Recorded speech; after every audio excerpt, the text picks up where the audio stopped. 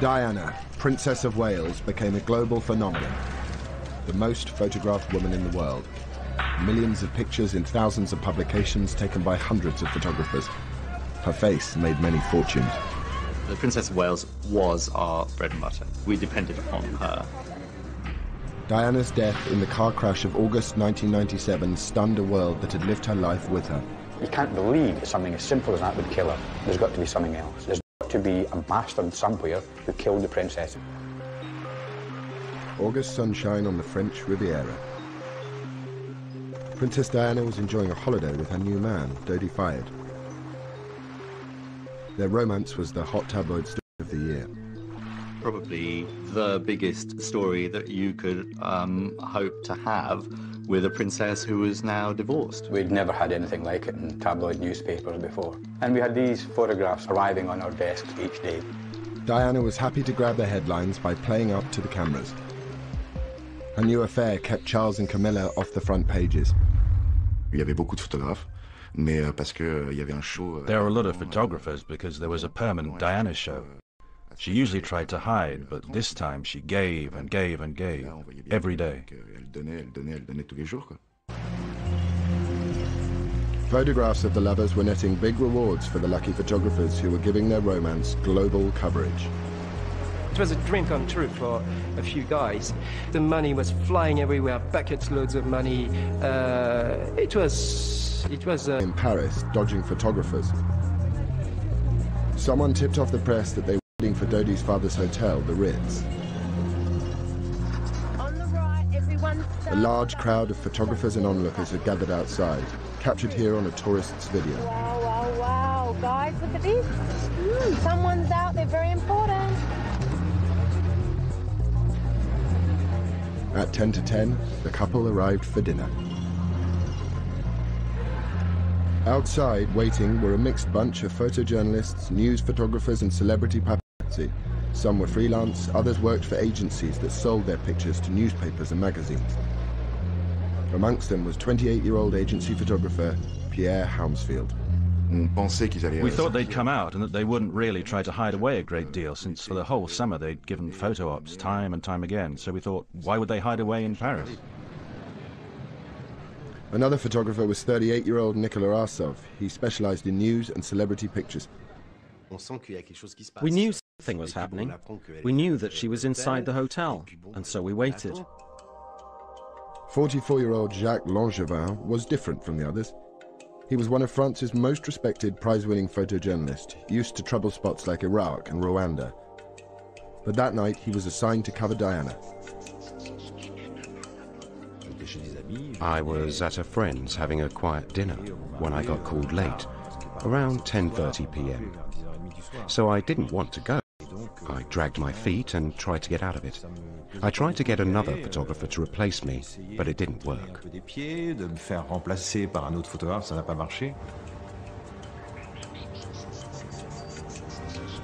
Langevin joined the press pack outside the Ritz. There he saw the hotel's acting head of security, Henri Paul, chatting to photographers. He wasn't discreet at all. For a security guard, his behavior was bizarre. He was like, oh, don't worry, they'll come out through the front, 10 minutes, 15 minutes, 20 minutes. You know, he came back 2-3 times, you know, and it was always changing. So we instantly felt, uh-oh, they are trying something here. He came out of the hotel very quickly, looking round, went back into the hotel, and came out looking round again. Why? I don't know. Suspecting something, Langevin and some of the other photographers decided to wait for Diana in the Rue Cambon at the back of the Ritz. At 12:20, they struck lucky. Diana and Dodi, accompanied by Henri Paul and one of Dodi's bodyguards, Trevor Rees-Jones, slipped out of the back door.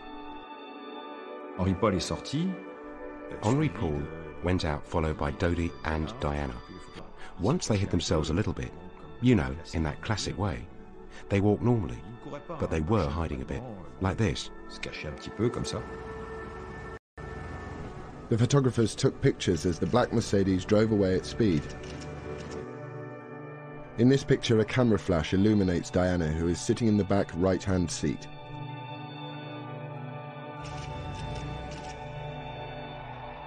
In this picture, we see Henri Paul at the wheel. Trevor Rhys-Jones is in the front passenger seat raising his hand. Diana is in the back with her head down. Dodi is on her left, but not visible. This is one of the last photographs taken before the crash. I was happy. I'd taken pictures. I'd fulfilled my mission. So I didn't intend to follow them because I'd come by car. And I can't follow a car taking off like that. At the front of the Ritz, 2 decoy vehicles faked a departure, seen here in the tourist video. And here, caught on the hotel's security cameras. As they pulled away, some of the waiting photographers knew they'd been duped. When I realized that they had left, I felt, oh yeah, mistake, you know. But again, it's a mistake, but, you know, shit happens. Nicola Arsov also missed getting shots of Diana.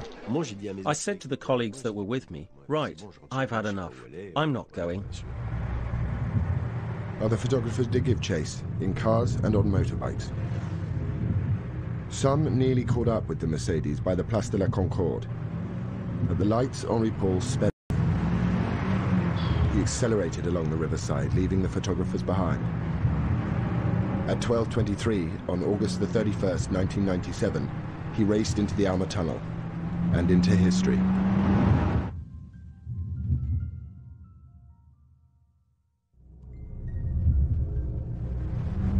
As the Mercedes carrying Diana entered the Alma Tunnel, it lurched to the left to try and avoid a slow-moving Fiat Uno in front of it.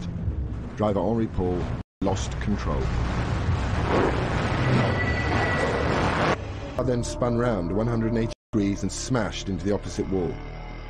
This picture shows the car in its final position, up against the wall, lights on, horn blaring, facing the direction it had come from. Dodi and Henri Paul died instantly. Trevor Rhys-Jones was pinned in the road. News footage taken later that night shows the damage to the front of the car. The photographs used in this program were taken by onlookers as well as the professionals. Some of the photographers' pictures were printed in the French investigation dossier. These photographs are the most precise record of what happened during the first chaotic minutes after the crash. In them we see the actions of the photographers, police and onlookers.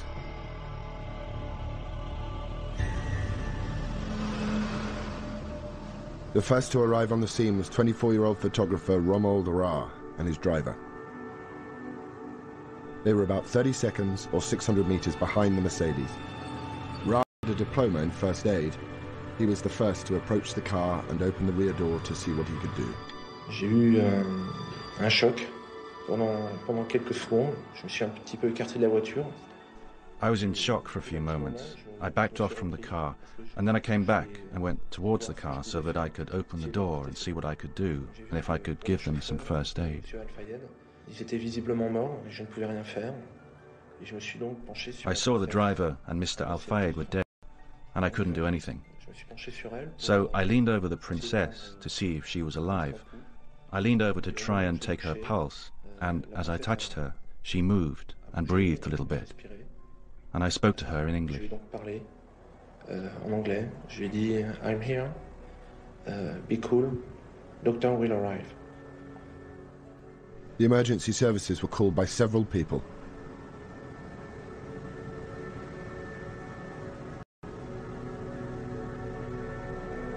Next on the scene, amazingly, was an off-duty doctor trained in emergency medicine. Dr. Frédéric Maillet was driving in the opposite direction with a friend, Mark Butt, when they saw the wreckage.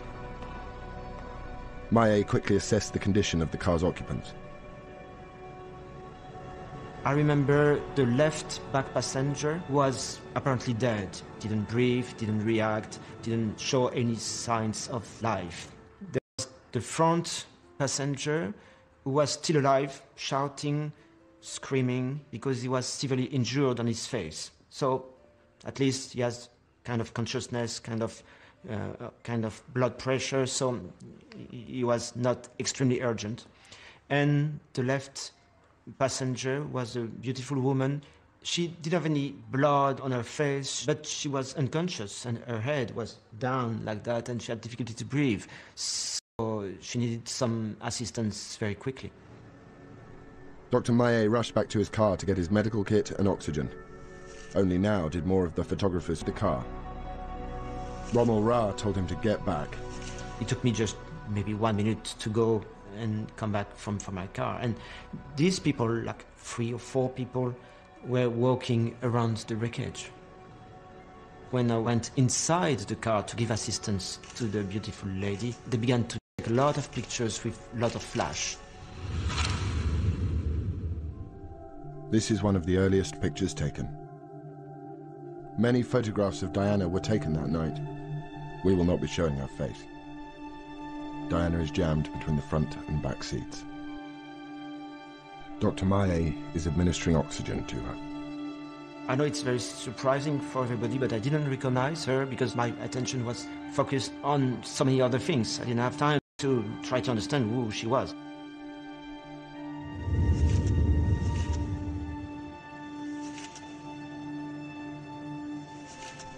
A night out for a group of students changed dramatically when they saw a lot of activity inside the Alma tunnel. Là, on a vu un photographe en scooter qui sortait du tunnel. Il s'est arrêté à notre niveau. We saw a photographer on a scooter coming out of the tunnel. He stopped beside us. One of his colleagues was saying, "Come back, she's still alive." We started to wonder what was happening. We ran in and went to look at the crashed car. On est sorti de la voiture et on est allé voir directement au niveau de la voiture en fait, accidentée.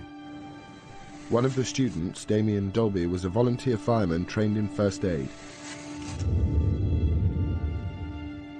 The picture showing Dr. Maé treating Diana also shows Dolby at the front car door helping Trevor Rees-Jones, who is trapped in the wreckage with multiple injuries.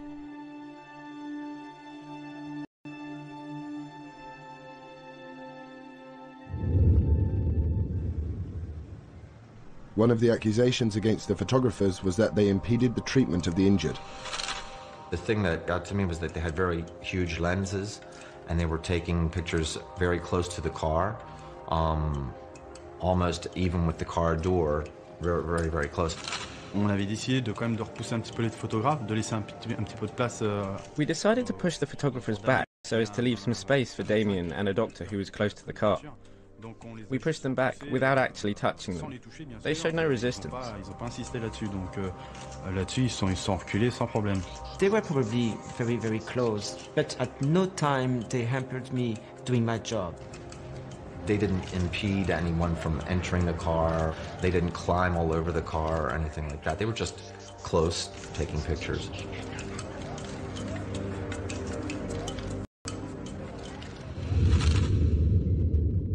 This picture was probably in the car, a mixture for onlookers and photographers. From this angle, it does not appear that any photographers' vehicles are obstructing the tunnel. The damage to the left side of the car, where it hit the wall, is extensive. The exhaust has fallen off. Dr. Maé and Damien Dolby are still attending to Diana and Trevor Rees-Jones. 2 policemen had arrived. One of them is keeping the photographers away from the car. It was a bit chaotic because you had the police trying to make a perimeter around the accident and trying to back the photographers up. You had one of the passers-by yelling at a photographer. Pushed away from the car, the photographers continued to take pictures. In this picture taken from a distance of about 15 feet, one of the policemen is looking into the rear of the car. They had recognized Princess Diana and called for backup. This picture was taken by an American tourist. In it, we can see a policeman controlling a couple of the photographers. The enormity of the event was beginning to register with many in the tunnel. One of the photographers, Fabrice Chasserie, called his boss for advice. Je lui ai dit, on est photographe, on est des gens d'image. I said to him, we're photographers. We have to take pictures. We're not doing radio. We're not writers. We cover an event by getting pictures fast. I told him to take some very quick photos, come out of the tunnel, give me the films, and that I would handle it.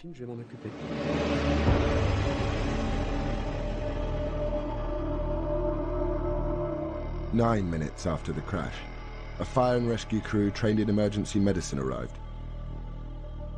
At this point, Dr. Maé handed over the care of Diana to them and left the tunnel. I thought that this beautiful woman who had a good chance to live, because I thought it was just a head injury. Diana's external injuries appeared slight. No one realized how serious her internal injuries were. In the picture, the fire crews are in the difficult process of extracting Diana and Trevor Rees-Jones from the car. Jacques Langevin, who'd got his shots of Diana at the Ritz, was on his way home when he saw the crashed Mercedes. I didn't make the connection between the car and the photographers. I was probably a bit slow. Obviously, after 30 seconds, my brain finally engaged, and to me it was impossible that the people that I'd been photographing 10 minutes before were the people in the crashed car. I realized that it was such an incredible event. I started to take pictures as well. Over. I was surprised. Why was he there? I turned like this because I was on my motorbike and I saw the car. Shit, a completely smashed up car with people surrounding it. And it's terrible. What am I going to say? But I said, they are completely messed up. But not for 1 second did I think it was Diana and Dodi's car. Not at all. It's he who said to me, you don't understand. I said, understand what? He said, it's Diana's car.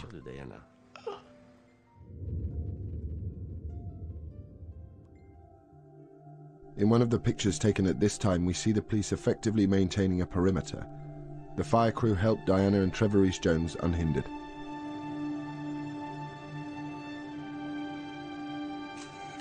Approximately 17 minutes after the crash, an ambulance for Diana arrived. Because of the condition of the car and the nature of her injuries, it was some time before Diana could be transferred to it. Two photographers who'd missed Diana and Dodi at the Ritz heard of the crash and rushed to the tunnel. By the time they arrived, the riot police were there too. I ran down, I had the glimpse of the tunnel, a split second, and a riot policeman stopped me, insulted me. I don't remember which term, but I heard, names, and he threw me outside. Je faisais des photos d'ambiance de la scène. I was taking photos of the scene, and a little group of policemen asked me to stop taking photos. I did, and they asked me for my film. I really didn't want to give them my film. We had a rather terse discussion. I ended up opening the canister and taking out the film. That meant I didn't have the photos, but neither did they. But some of the photographers had got their films out of the tunnel. Pictures of the injured Diana would be worth hundreds of thousands of pounds. In North London, Ken Lennox, picture editor of The Sun, was woken by his ringing phone. It was an unusual telephone call. A slightly panicked French-speaking photographer said he had got photographs of Diana being involved in a car crash, and I could have them exclusively for the UK for £300,000. My heart jumped. I didn't waste time. I had to see these pictures, but in principle I'd said yes to buying them. A few miles away, photographer and picture agent Lionel Chereau was also woken with the news. I got a call from somebody in Paris who's got pictures of the accident. So I said, yes, please get hold of these pictures and arrange to have them wired. In Paris, the police chief, Philippe Massoni, had sealed off the tunnel. À partir du moment où il est arrivé, on a été pris dans la nasse. From them off, back off. And then they told us to go to the end of the tunnel. D'aller au fond du tunnel. They said to us, you photographers, and put us against the wall, brought us our bags. Is this yours, or this one, or this one? And everyone had their photographer's bag at their feet. And there they searched us as well. Every policeman patted us down to see if we had hidden films. Martine Montet, head of the elite criminal brigade, had the photographers questioned. She quickly gave the order that they be held on suspicion of causing the accident. We didn't have any witnesses because it was the middle of the night. Very few people, well, no one saw what really happened. However, we quickly understood the paparazzi were behind and around the car, a bit like an escort, if you like. They were trying to take photos of them and find out where the car was going. It wasn't anything extraordinary because they are notorious for it. C'est leur notoriété. On a dit qu'on allait nous emmener We were told that we would be driven to the police station for them to ask us questions. I thought it would be questions because we were witnesses, but nothing more. Étant donné qu'on était peut-être des témoins, mais pas plus. 6 of the photographers and Romuald Ra's driver were put into a police van. Pierre Sue watched as they were driven away. We saw CNN putting the camera up and zooming on the guys. We went like, this is not good, because what does it mean? It means it's them, they are the murderers. You know, they are guilty. The photographers in the van believed they were simply witnesses to a terrible accident. They had no idea of the ordeal that lay ahead.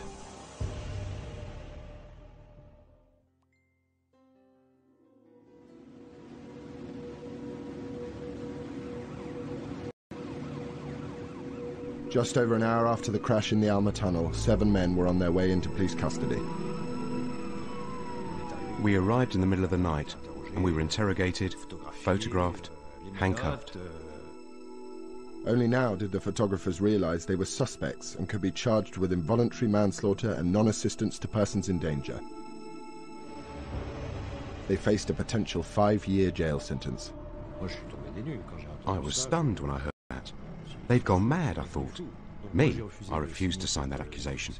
I thought it was ridiculous and stupid. We hadn't done anything. We had a press card. We were journalists, and here we were in a Paris police station. And we were completely naked, in front of all the police. Pistol.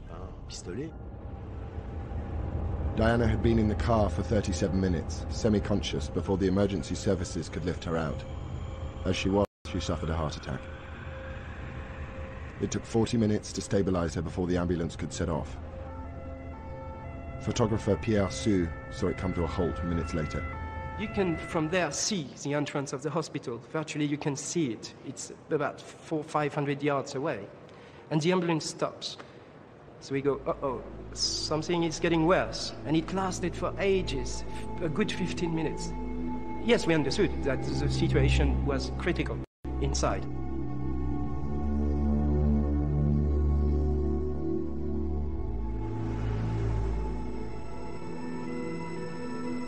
The ambulance finally arrived at the hospital 25 minutes after leaving the tunnel.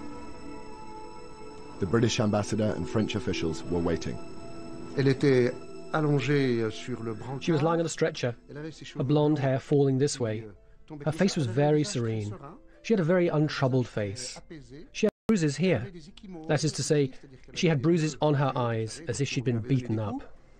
Philippe Massonny, the Paris chief of police, imposed a news blackout, but he briefed all the officials on his initial findings. He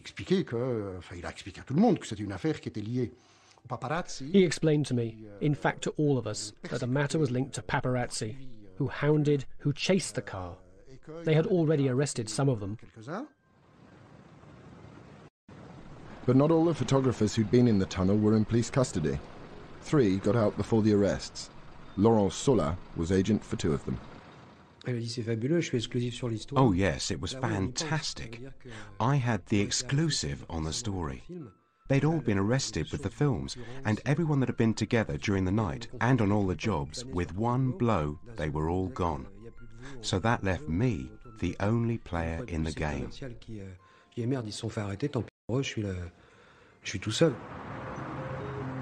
In London, Ken Lennox, wearing his slippers and an old tracksuit, rushed to the Sun offices to see the photographs sent from Paris.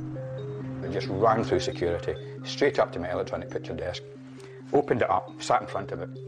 The first picture jumped up, and I knew right away that we had to have them because she had a trickle of blood coming down her forehead, but she didn't look badly injured. There was no horrific injuries to her at all. So it was a great publishable story. It was going to be absolutely sensational.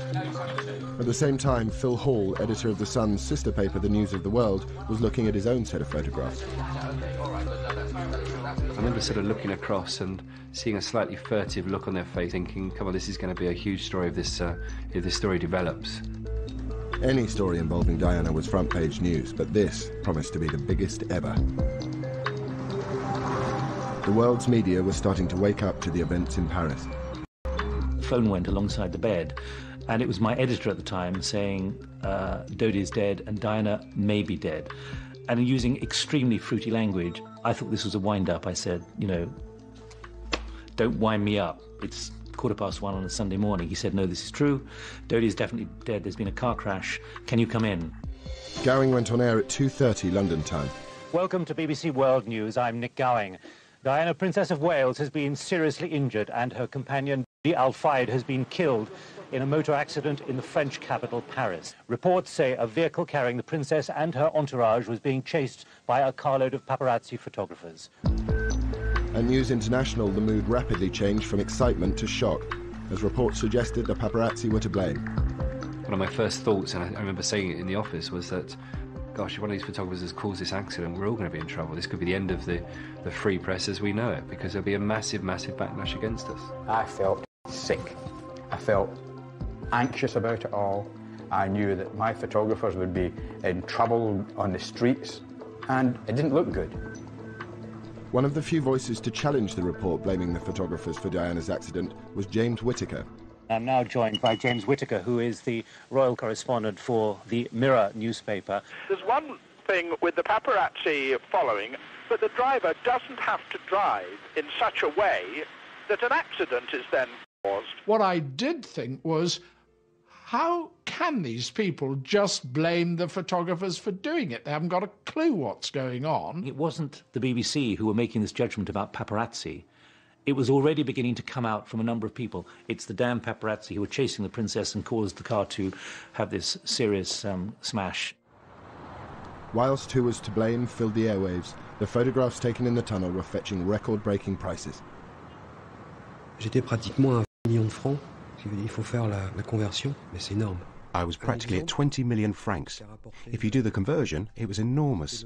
An example is that it was double that offered for the photos of Fergie and her charming finance man doing stuff to her feet. At The Sun, heated discussions were taking place about the pictures showing Diana in the crashed car. We looked at the photographs again. He said, what do you think? I said, well, if it doesn't get any worse, we can use these all over the place. If it does get worse and Diana dies, we can't use them anywhere. And he agreed. But it was like a con.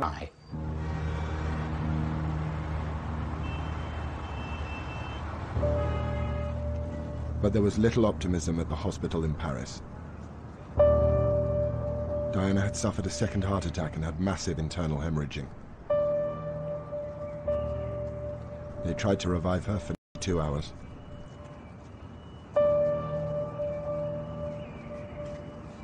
At 4 o'clock in the morning, the chief of police was informed by a doctor who came out and said, "It's over."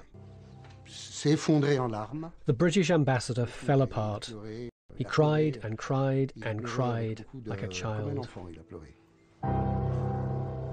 Diana was declared dead at 4 a.m. French time, but no announcement was made.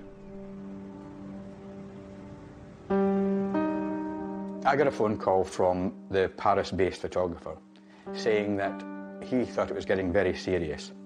He had seen someone he recognised from the British Embassy. He thought a first secretary, coming out of a room, leaning against the wall and sliding down the wall. And he just assumed that he was the bearer of bad news. By 4:30-ish, we essentially knew that she was dead. But we had to be absolutely sure. We needed an official confirmation. At the moment, we have no further official news on the accident which has taken place in Paris this evening involving a car, involving Princess Diana, and the death of her companion, Dodi Al-Fayed. By now, 500 million people around the world were tuned into news channels watching the unfolding drama on TV. I had to hold my breath, metaphorically, realizing that something dreadful was about to be made public, and I would have to reflect that on air. Nearly 2 hours after Diana died, the truth was reported. Within the last few moments, the Press Association in Britain, citing unnamed British sources, has reported that Diana, Princess of Wales, has died. This is not yet confirmed by any official source. So an unconfirmed source from the Press Association is that Diana, Princess of Wales, has died. At this moment, the photographs of Diana suddenly became untouchable, priceless to worthless in moments. I couldn't profit from her death. I decided to stop the sale, tear up all the faxes, and tell everyone I was no longer selling the photos. They'd become, instead of being a great commodity to use with a slightly injured Princess of Wales in a car crash, it's a great story, to be something that you just couldn't envisage publishing in a national newspaper the next day for people to waken up and see these photographs.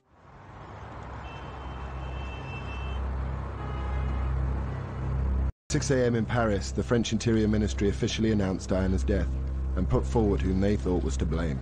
S'étant lui-même rendu sur place, d'après les premiers éléments que nous avons recueillis, le véhicule dans lequel avait pris place la princesse était suivi par des journalistes qui tentaient de prendre des photographies.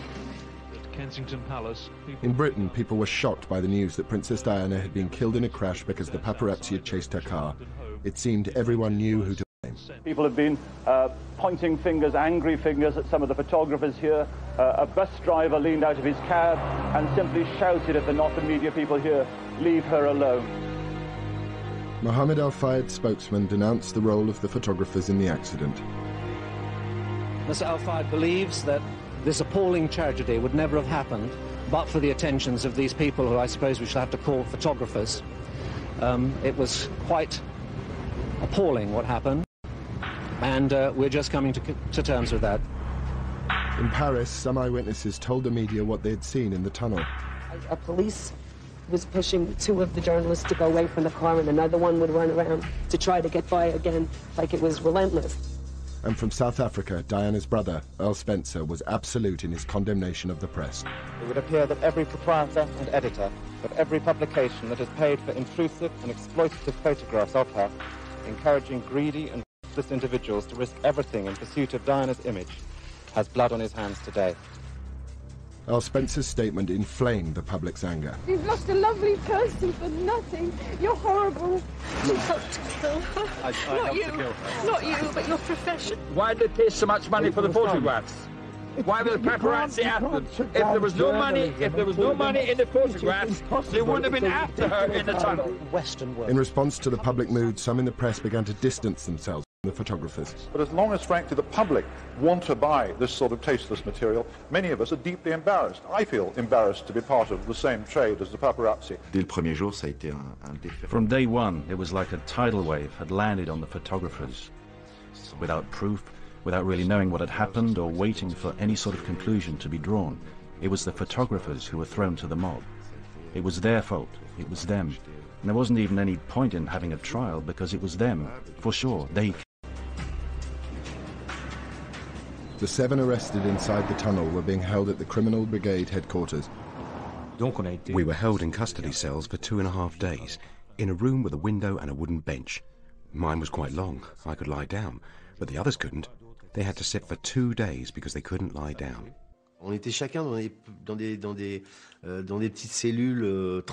Each of us was put in a transparent cell with a neon light above. I had no idea whether it was day or night. It was all psychological.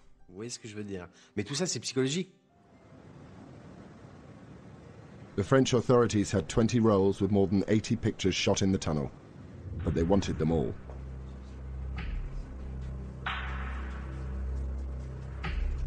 Across Paris, photo agencies were raided and told they faced 3 years in prison and £30,000 fines if they sold any of the pictures. Laurent Sola didn't want to give up his negatives, but went voluntarily to the Criminal Brigade. Il y a une première fouille. The first strip search is done when you're stark naked. It's like in the movies, except you're not an actor. You are stark naked. A guy with fat fingers searched me. At this point, it's no movie, taking a fat finger up your ass. Eventually, Sola handed over his negatives.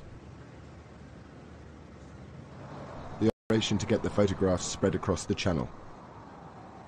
In London, Lionel Chereau reported a break-in at his home. A crime prevention officer came to his house.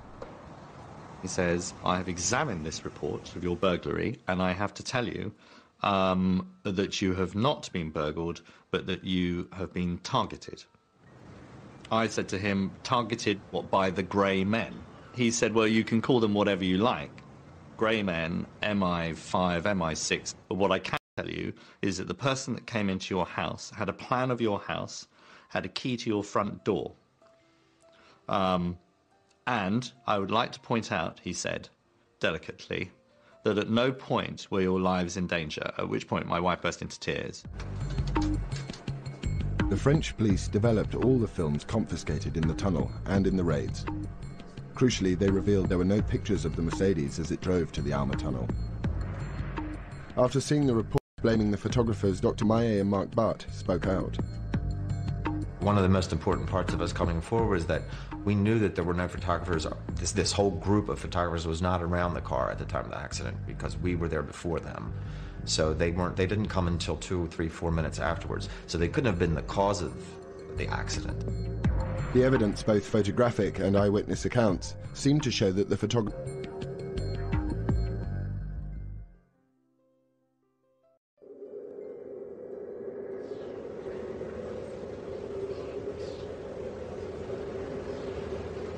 The world was in shock. A day after the death of Diana, Princess of Wales, the French police were still holding 7 men in their cells despite the lack of evidence against them. Then came a stunning revelation.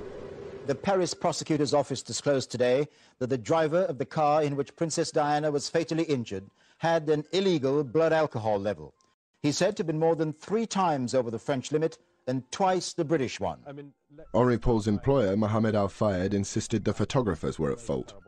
The way these people went along, John, it was like the Wells Fargo stage, surrounded by Indians, but they weren't firing arrows, they were firing these blitz guns. And you know, after the accident, those motorcycles were left deliberately or accidentally in such a way that the emergency services were delayed by 10 or 15 minutes in getting there.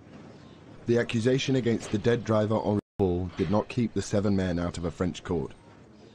On Tuesday, the 2nd of September, the photographers went before the judge.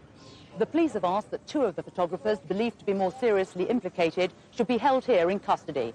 But by the end of the day's proceedings, the other 5 will have walked free. Yet despite their profession and their claims of innocence, none of them has chosen to come out here and face the cameras. We were served up on plates. We were served as dessert, the pièce de résistance to the entire media. It was extraordinary. Everyone was saying whatever they liked about it. And it sold. Mais ça se vendait. A phalanx of photographers in the world's press were waiting. Nicola Arsov slipped out of a side door.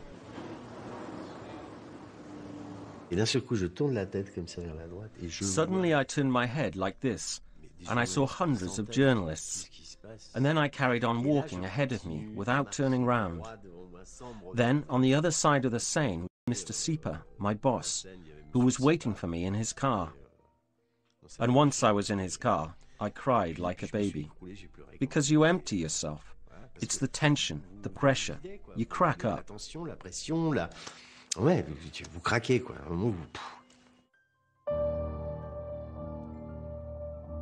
Diana's funeral at Westminster Abbey. A chance for the world to express its grief at her untimely death. It is a point to remember that of all the ironies about Diana, perhaps the greatest was this. A girl given the name of the ancient goddess of hunting was, in the end, the most hunted person of the modern age. When Diana's brother spoke out against the media, the crowds were with him.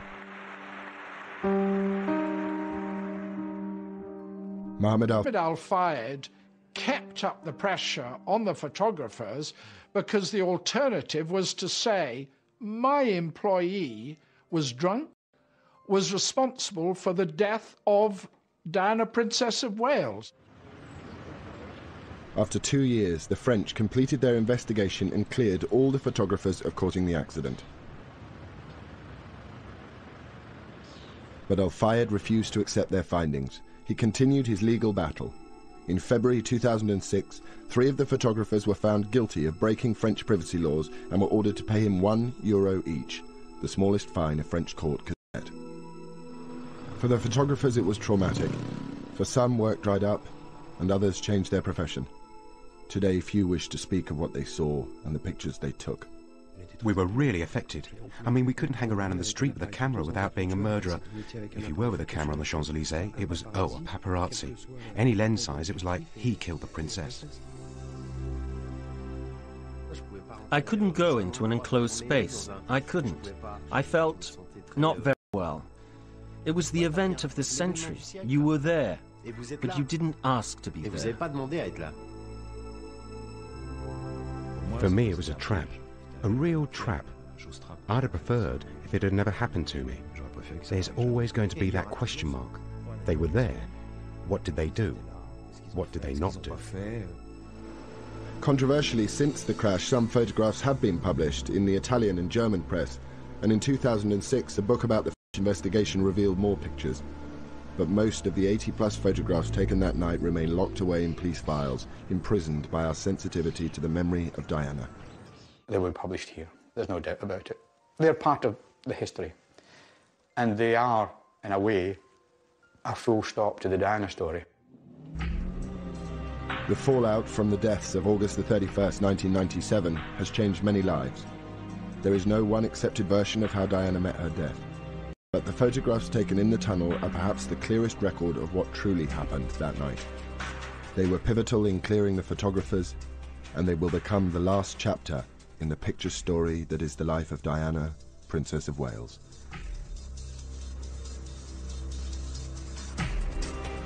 You can let us know your views about tonight's Diana, the witnesses in the tunnel, at channel4.com/Diana debate. And we've scheduled an additional programme later this evening in which the issues raised will be debated. Krishnan Guru Murthy chairs Witness in the Tunnel, the debate, at 11:05.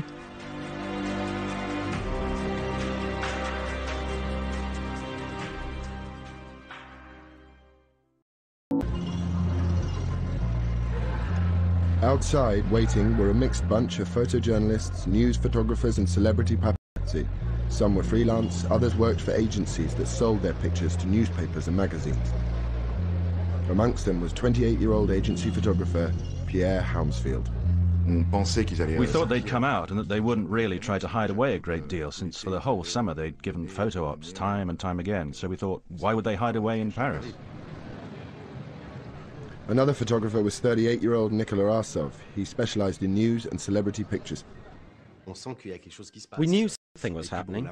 We knew that she was inside the hotel, and so we waited. 44-year-old Jacques Langevin was different from the others.